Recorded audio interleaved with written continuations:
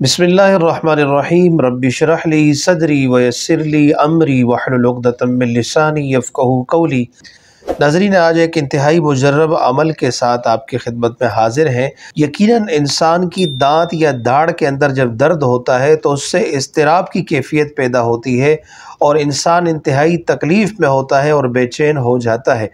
اگر آپ کے داڑھ یا دانت میں درد ہو تو آپ قرآنی عمل سے اپنا علاج کیجئے، اور قرآن پاک کی سورہ انعام آیت نمبر 67 ہے، لِكُلِّ نَبَإٍ مُسْتَقَرٌّ وَسَوْفَ تَعْلَمُونَ۔ اس آیت مبارکہ کو کاغذ پر لکھ کر جس داڑھ یا دانت کے اندر درد ہے وہاں پر رکھ دیجئے۔